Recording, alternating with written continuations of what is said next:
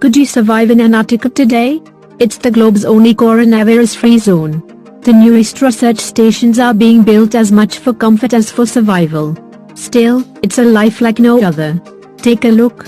South Korea's Jinbogo Research Station looks like something out of a sci-fi film. New designs keep human comforts in mind so scientists don't suffer on their long stints on the icy continent. Sure, you've struggled with the lockdown.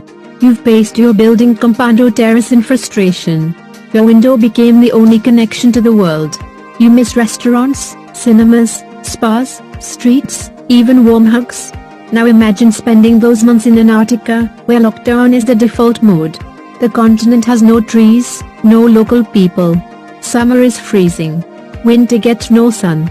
Thousands of scientists drop in between October and February to conduct research on everything from climate change and geological history to astronomy and penguins. They live in 40-odd permanent bases sealed against wind and ice. Supplies are flown in, showers are rationed and waste is shipped out. Getting around entails clearing snow from runways and helicopter pads, and hoping for good weather.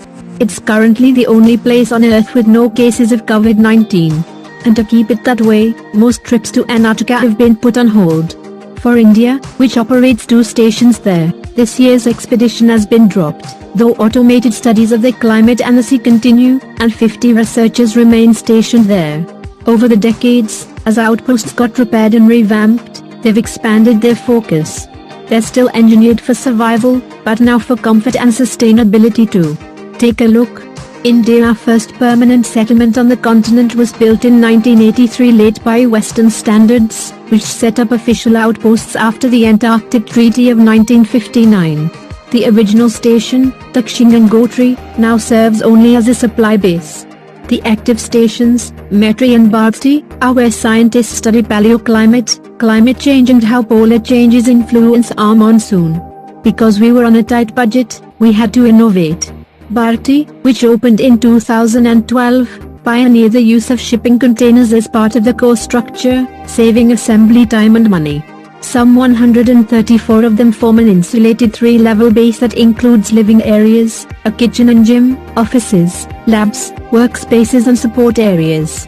The aerodynamic shape is crafted to resist snow buildup. The UK. If you are stranded in Antarctica, Haleiwa is the place to be. 8 boats rest on hydraulic legs mounted on gigantic skis. They link up like a train, can be relocated in bad weather and disconnected in case of fire. Inside, the interiors are brightly colored to compensate for the white outside. There's stylish lighting, a pool table, a bar, a spiral staircase, warm-toned bed linens and aromatic cedar paneling, to mimic the smells of the real world. Belgium. The Princess Elizabeth has the distinction of being the continent's only zero-emission base. Built in 2009, it runs on wind and solar energy and has on-site water treatment and recycling. Germany. The Numera is rising. Its base pillars are designed to raise the 2-story structure by up to a meter every year, so it's always well above the accumulating ice.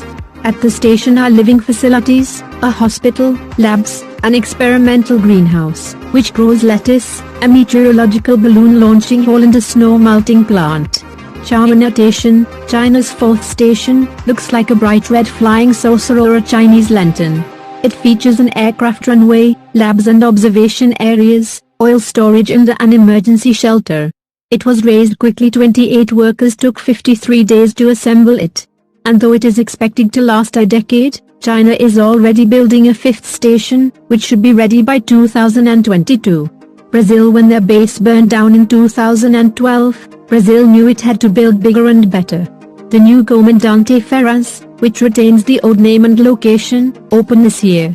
It's twice as large, with 17 labs, a heliport, cabin-style rooms and a lab to process biological samples immediately.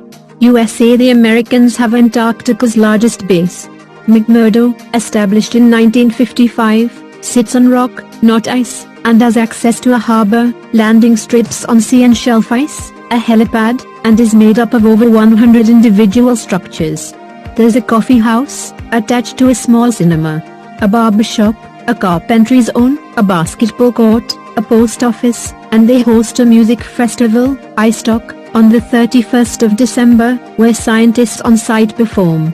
There's also the Chapel of the Snows, a non-denominational church. There are plans to turn the base, spread haphazardly across 160 acres, into a 17-building complex, doing away with ad hoc additions and boosting sustainability and ease of movement. Please save the trees and nature. Please subscribe to our channel. Thank you.